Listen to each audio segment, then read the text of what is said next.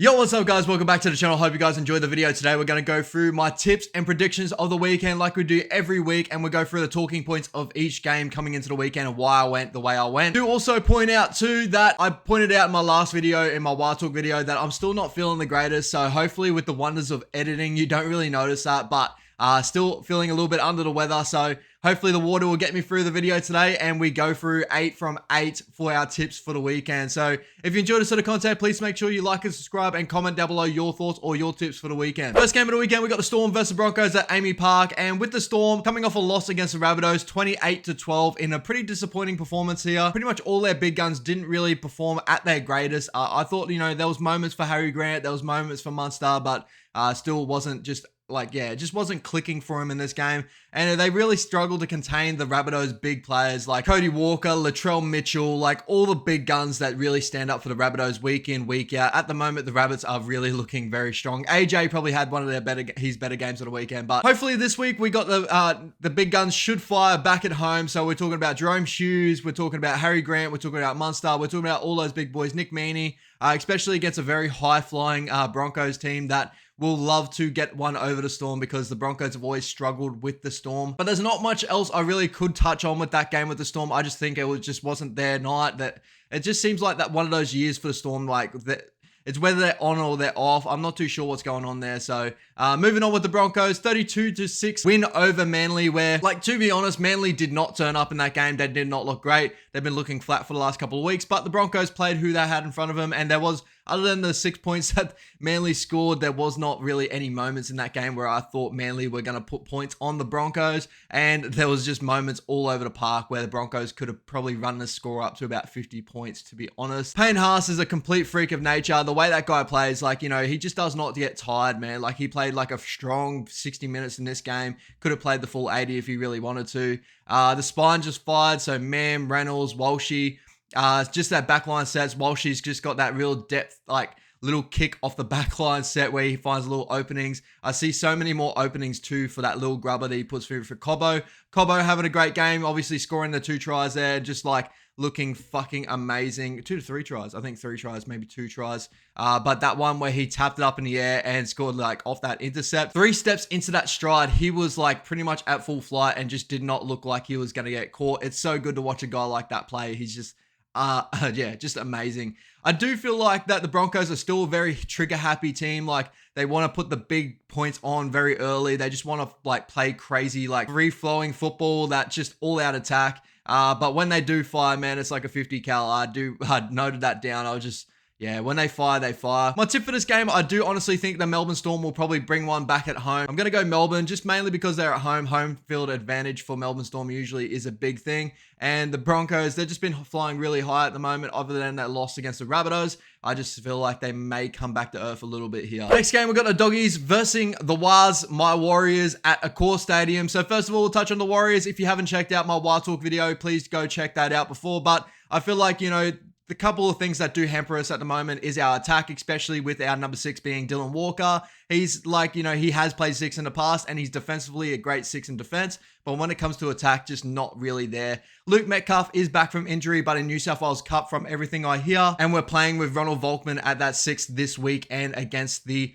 Doggies. So I'm pretty excited because I'm a massive fan of Ronald Volkman, and the way he's been playing in New South Wales Cup, he's just a try assist freak in New South Wales Cup at the moment. His kicking game is amazing. That's probably one plus that I have coming into this one for Ronald Volkman at 6. Hopefully he can take a little bit of the kicking off Shawnee as well, because Shawnee seems to be our only kicking option. So I felt like defensively the boys really stood out in this game. Just a couple of little disciplinary areas and stuff we need to touch on. A couple of errors in our game we need to touch on. But again, if we keep playing the way that we do, I feel like we're going to win more than we lose. And we're very strong to try at least maybe crack for that 8 spot. Who knows? So moving on to the Doggies, obviously the big loss against the Raiders. Not big loss, but 34 points getting put on them is pretty big. So 34-30 against the Raiders. I always felt like the Doggies were holding on to something in this game, but I never felt like they were going to really win this game, to be honest.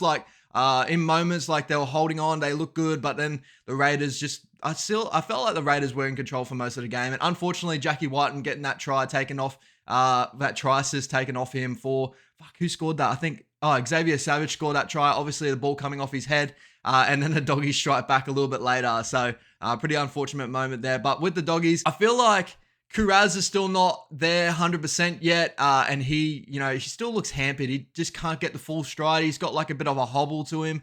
Hopefully he's feeling okay because I really rate Kuraz as a player. He's fucking amazing. I think the connection between Oluwapu and Burton is going to grow really nicely. Hopefully that continues on to the future. I'm really liking Burton at 7 at the moment. But one thing I want to point out too is Oluwapu's tackle tech for such a young player. Usually young players come into the league and they usually suffer defensively.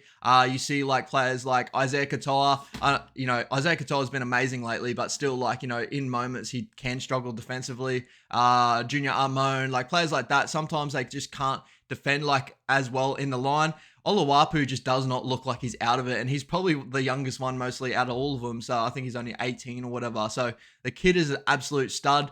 Really keen to watch him in this game close up. Obviously, the big talking point out of this game is the Fox is back. So excited to see the Fox back for the Doggies in this one. My tip for this game is my Warriors. Of course, I can't go past my Warriors, especially, after the last couple of weeks, I feel like we've been playing a very strong game plan, and that it's just like, a couple of things not going our way. We've been very unlucky with our form lately. I feel like our form does not reflect of how we're playing. So I'm really excited to see how we go in this matchup. But for Doggies fans, obviously, I feel like you guys are playing really good footy at the moment. You've got a strong forward pack getting back into form now. Tavita Pangai, Maxi King. Just see how we go in this one. Next game, we got the Panthers versus Roosters at Bluebet Stadium at Penrith. First of all, I'll touch on with the Panthers. So 18-6 win over my Warriors. I thought, Cleary was amazing in this game. He controlled the game from like the get-go. Even though, attacking wasn't amazing for him, but I feel like the Warriors really pushed him to like playing more through the middle. I feel like we covered our edges pretty well other than that one try against Toto, and I felt like that happened more so because Kossi was down with a knee injury as well, so they attacked that edge, and that was very smart play for the Panthers. I really did like their game plan against us where they were attacking Chancey on their kicks to stop Chance to have that third or fourth tackle hit up. Usually Chancey really rolls the forwards forward and gets us over the 50-meter line with like a third or fourth tackle, brings momentum through the middle. He was unable to do that mainly because Cleary was kicking him to him early or as much as he can, and just like taking the wind out of Chancey in those back-to-back sets. Dylan Edwards was really strong in this one. I felt like he had some really good moments, but the biggest player that I felt like we had to deal with in this game was Brian To'o. Man, that guy is a complete freak. Just so dominant out of his back end. We kept kicking to him and he was just breaking tackles. And then when we weren't kicking to him, he was making that first or second tackle, and he was just so hard to stop. He was so hard to get to the ground. I don't think I saw one dominant tackle on him in that game. So he's in really good form at the moment. Moving on to the Roosters, disappointing loss against the Cowboys, 20-6. I felt like the Cowboys' defensive resilience was the key for the Cowboys in this game. Obviously, I think the Roosters have been dealing with a couple of things. Obviously, they had the short turnaround, just like what we had with the Warriors. They've played a lot of games within quick succession. And also, that wet game last week really would have took a lot out of him, especially, the way it was played. Coming into this week, he went back to wet weather footy out of nowhere, which was fucking surprising. That storm just came out of nowhere. But, they just couldn't hold him with the Cowboys. The Cowboys played really good. And I felt like the Cowboys were a little bit more desperate in this game. They wanted to get back on winning form. But I did want to touch on Billy Smith. I thought he was like really, really good in this game. I thought he had some really nice moments. It's good to see him back off injury. Hopefully he can hold down that spot because he's got a whole lot of talent. Really excited to see how he goes in this matchup against the big penny Panthers. My tips for this one, I feel like the Panthers are pretty hard to go against in this one. Them at home, obviously, coming off a big win against us, but also they've had 2 losses on the trot before that. I feel like they want to get back into winning form. So before the Origin period, they may drop a game or 2. They don't want to be in that sort of period there where they're going to push out of the 8. So I feel like the Panthers are going to come strong in this one. Next game, we got the Rabbits versus the Tigers at Accor Stadium. First off, we'll touch on the Rabbits. And fuck, man, like there's not really much else I can touch on here. I feel like they're the most informed team in the comp at the moment. Latrell Mitchell playing amazing. Cody Walker playing amazing. AJ scoring now. Campbell Graham's been amazing for how many weeks now? If he doesn't get Origin duties, I don't know. Yeah, that guy's fucking amazing. Their attack is just so strong. As soon as they get to set pieces, man, especially, we've seen good tries from them off scrums, off like dead play. They'll have like a left-hand shift, but now they've got a right-hand shift too. So they're so balanced either way. Cody Walker's floating between both sides of the field. It's just so hard to stop. And it's bringing players like Cookie back into form, and Cam Murray's still just a gun overall. Tavita Totola's been amazing for him. I think Cheekham's been really good for him this year as well. Jacob Host is back off injury. Just amazing game for the Rabbits at the moment. So again, hopefully they can continue this form, because it's good to see the Rabbits doing really good and play really good footy coming into this year. And with the Tigers, another win on the trot, beating the Dragons 18-16. Really good to see them get back-to-back wins here, especially after being the kicking bag, the fucking punching bag of the competition to start the year. Buller has been pretty great, to be honest. I don't want to put too much on him, because he's just been he's a rookie. He's been playing really nice though. Another Titans junior that apparently they let go because of a basketball dream. That's one thing I do want to touch on, maybe in another video or something like that. The Titans can produce a fullback. It's just what they can do. They had Jerome Hughes at one stage. He went to the Storm. Now they've got Jaden Campbell. They've got AJ Brimson. They just got a whole lot of stud fullbacks within their development. I don't know what it is. And they can develop a halfback too, by the sounds of it, for schoolboys and all that sort of stuff. So yeah, it's just really good to see someone like Buller get into the comp and play really well. I think one thing that's mostly impressed me about Buller is his defensive reads and his big tackles in big moments. Obviously, we're talking about the big one from Owen Cleary the week before. And in this one, obviously getting that big tackle of Ravalawa, who's pretty hard to stop, even though Ravalawa didn't have that much space to actually even finish on that side. Still just being there, just covering. The old Tigers probably would have lost that game from that one moment.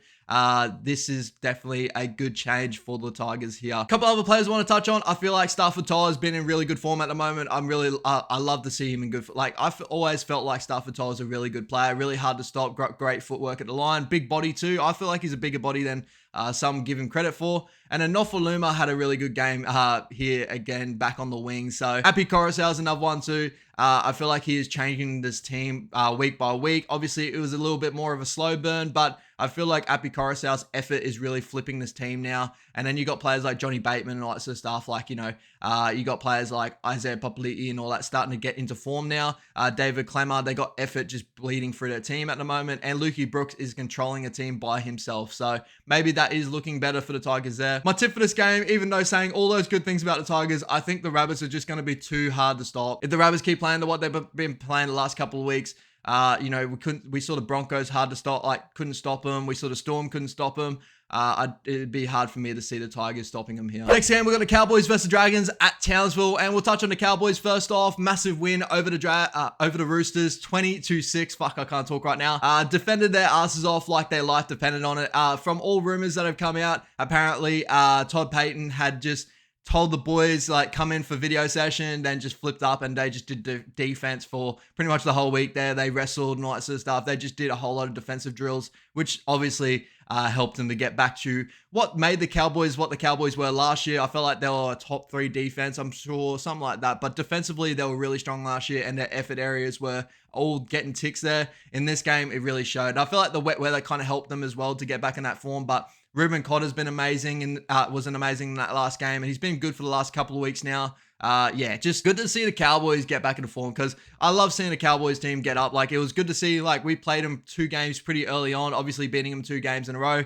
I would hate to be playing the Cowboys right now if they get back into form. They just got studs all across the park. Helam Lukey's getting into form now. He's getting back off injury. They get Tamalolo a little bit later on this year. Hopefully he's not out for a season. Everything I'm hearing there, I'm not too sure. Nanai, when he gets back, obviously he'll probably be missing Origin. So all these guys are really good, key pieces for the Cowboys, and it's good to see him back. And I feel like Dearden is having an amazing year. I feel like even with their losses, Tommy Dearden has been looking really nice all year.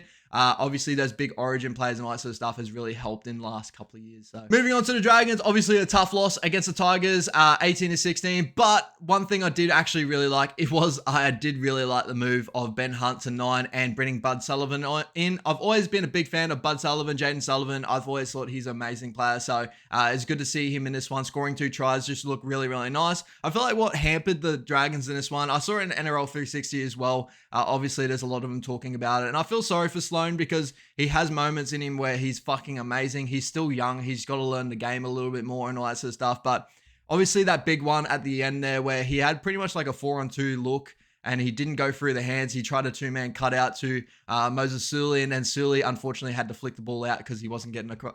I really honestly think that Suli maybe could have made that, but Yeah, I'm not too sure. Just I feel like in those big moments there, they looked like a very young team. And to be honest to them, like other than like Benny Hunt, Jack DeBella, and all that sort of stuff, their backline's really, really young. So they're gonna make silly decisions like this. But if you stick like with these boys and let them grow, Benny Hunt, even though he's playing 9, he could really put Bud Sullivan and Armone under his wing and help them grow in big game decisions and stuff.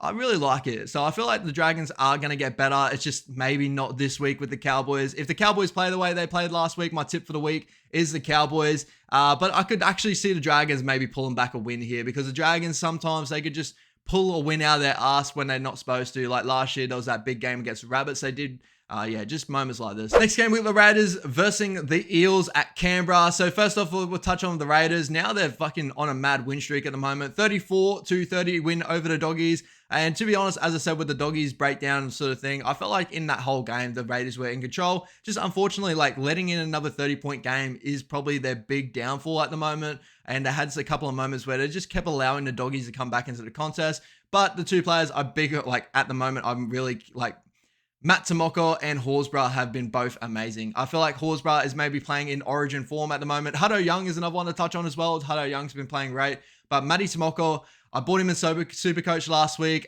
just as a pod player and all that sort of stuff. And fuck, man, he played awesome for me. So massive fan of Matty Tomoko. But he's just so low to the ground, got great footwork, very strong, really, really good center. So really good to see those boys perform really well at the moment. And with the Eels, a very tough loss against the Titans, but I feel like a lot of it did come down. I'm not making excuses for the Eels in this one. They weren't the best in this game. Like they were in and out. And I feel like the Titans were the better team for most of this game. But an early sin bin to Gutho just didn't help him at all. And I think the Titans scored 2 to 3 tries within this period. And then Gutho came back on. They started to make their way back into the contest. But then obviously the AKP cutout pass from Gutho to AKP on that intercepts did not help at all. As soon as Gutho got back in the field, I was just like, bro, like, just go through the hands, my G. When AKP's on that wing, man, fuck, that kid is a stud. So, but they made it really close, and I felt like, they had to get back from a decent deficit. It wasn't like crazy big deficit, but it was a decent deficit. Hopgood's been a gun in the middle. His offloads are just fucking like amazing. It's so good to see. And Matto was a big momentum changer in this game. Was weird to see him getting taken off pretty early in this one. But like I think it was 15 to 10 minutes to go, and they pull him off, even though he was the one that really changed momentum in this game. No Moses too getting knocked out, but Dylan Brown had a fucking amazing game. Dylan Brown was so good in this game. So good to see him in Supercoach and all that sort of stuff. He was he was on song all game. So hopefully he can continue to hold the Eels up in this one. But my tip for the week, I'm thinking I'm going the Raiders in this one. Maybe this is an upset tip, but it was more so Moses not in. I don't see the Eels really beating the Raiders without Moses at like Canberra. It's just a tough thing for me to see. Next game, we've got the Knights versus the Titans at McDonald Jones Stadium at Newcastle. First off, we'll touch on the Knights because there's not really much to touch on, obviously coming off the bye, but they came off a really bad loss the week before. Missing 61 tackles. They looked freaking horrendous against the Eels there, where that game was pretty sloppy on both ends with low 60% completion rate either way. Just their defensive efforts just wasn't there. I feel sorry for players like Ponga and all that sort of stuff coming back off like major back-to-back concussions, playing in the front line, having to play there. But again, like, he wants to play 6, and he's got to make his tackles and some sort of opportunities there. Penasini just baffed him on that edge. But it happened on both sides too. So I can't just hold it out there. Just, Ponga missing 10 tackles is pretty big. I think it was up to 10 tackles, and that is crazy. Hopefully sometime they can kick back into gear, because when the Knights were playing their best footy is when they were grindy, they were getting holding into contests there. And I feel like the big end of Adam Elliott really sways them to get back into that sort of form. Tyson Gamble at 14, Phoenix Crossland in the hooker role. I feel like, if they need to get back into form, players like Tyson Gamble needs to get back into the contest, play for the middle, play as a grub like he usually can. I don't know what more to say with the Knights. Obviously having the big couple of weeks off, the big talking points around them going to Bali and all that sort of stuff. Don't really want to touch on that, but the Knights, hopefully they can get back into form soon. And with the Titans, obviously the big win over the Eels, 26-24. As I said before, I felt like they were the better team in the contest. They were very, very strong. They started slow, obviously missing, getting scored on pretty early there with Micah Sivo going over, but they just flipped the contest on its head. And when you got players like AKP, you got Fafita, you got Foreign, Like, fuck, man, that edge is just so slick. It's so good. Fafita, when he runs those like sweep out the back sweeping plays where he becomes like more of a center role too, and he's just got that silky pass to him that I never saw before, but now he's just like, yeah, he's got it in spades. He's even got a nice cutout in him when he wants to too. But unfortunately, not seeing Foreign going over for the triple, but AKP obviously, backing his speed, backing his talent. That kid is going to be special for the future. Tanner Boyd's been amazing for the last couple of weeks as well. So it's really good to see this Titans team just keep humming and get put back performances. Obviously, the only thing that lingers around him, and it's still probably going to linger around him even after this performance, was how they kind of lose leads. So they go out to some decent leads there. They've got the team to put some points on teams, but they've also got the defense that falls asleep in a way and lets teams back in.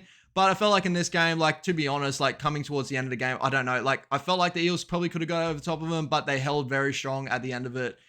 So it was really good to see him hold into a game there. So this game for me could go 50-50 if the Knights play what they played before the Eels game. But, coming off form, I'm going with the Titans. The Titans in form at the moment, especially, after last week. So good to see the Titans get back into form here. Hopefully they get the win over the Knights. And the last game of the weekend, we got the Seagulls versus the Sharkies at Four Pines Stadium at Manly home ground. So we'll talk about the Seagulls to start with. Obviously, the massive loss against the Broncos, 32-6. Could have been a lot worse, but they just were flat. They weren't playing great footy anywhere. It just was not great. There was one moment there, DCE's defensive read from Marker was really, really bad. There was Elliot. I know people are saying Elliot had a shocker of a game, and he did in moments and all that sort of stuff. But one thing with Elliot, I feel like his efforts are always there. It's just, the team's just not going very well at all. They just have these moments where they're just flat. I don't know what it is. Obviously, missing Jakey was, to me, the biggest key in this game. You're missing someone that makes big tackles, 50 tackles a game, but those 50 tackles are strong, dominant tackles, and that really slows down play to ball speed and all that sort of stuff. The Broncos, when they get momentum, they're such a hard team to stop. But I feel like Ola Kawatu was a standout in this game, and I don't want to touch on him too much, but everyone else is touching on him. So Turbo, obviously just not looking like Turbo at the moment. I do feel like Turbo will get back to where he needs to be. It's just, it's going to take time, and I don't know. I don't know if they should be playing him at the moment. I don't really have a view on that. I do hear things. Obviously, he needs to change his running style and all that sort of stuff. And the only way you can do that is if he's playing football. Whether he gets picked for Origin, who knows? But yeah, just Turbo is just not Turbo at the moment, which is really, really unfortunate. The big talking point coming into this game is obviously Schuster has been named in the emergency at the moment, the reserves. He could be coming in as a late put in over Cooper Johns. So I'm really excited. Obviously for Supercoach, Schuster is a big fan. I'm a big fan of Schuster. Fucking hell, can't talk.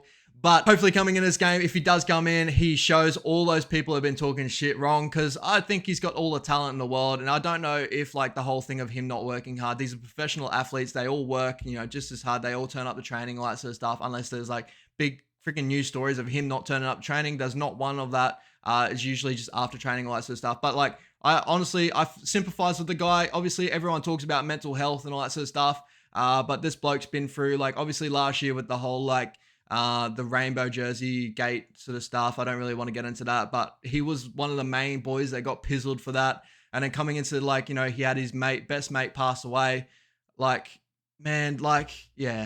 Sometimes mental health has got to come over the top of everything. And I don't know, man. They say about all these things, but they just don't put it into play. So moving on to the Sharkies, obviously a very disappointing loss against the Dolphins, 36-16, where, man, they just came out flat. The Finns just came out really strong. I honestly, there was a moment in this game where it started where Ronaldo Mulatalo got on the outside of the rookie Tafare, who Tafare had a great game and all that sort of stuff, and I feel like he'll get better at all that sort of stuff, but freaking Ronaldo buffed him in that moment. He just hit the fucking switch, put it on the outside, burned him, but then Asako on that cover tackle and knocked the ball out, and he just felt fuck, this game, I don't know. And the next minute, they score tries. Jeremy Marshall-King's been amazing, all that sort of stuff, flicking him back on the inside to Katoa. They just went bang, bang, bang, and they went out to 30-0 at one stage, I'm pretty sure, 30-6 at least, or something like that. I just went, what happened? What? But obviously, yeah, overall, just a really quiet performance from the Sharkies. Teague Wilton was really good. I thought he had moments in this game. Nico didn't change the momentum back in their favor. He did fall I feel like that team just felt really flat over the weekend. Some of the defensive reads wasn't on, but fuck, Finn Diesel putting Moreland on his ass in that moment too. Like, just I feel like sometimes teams, and especially in this new day and era, if teams come in and they have a game point and they're up for a game and they just want it more, usually that just sways towards their favor, especially now where the competition's as tight as possible.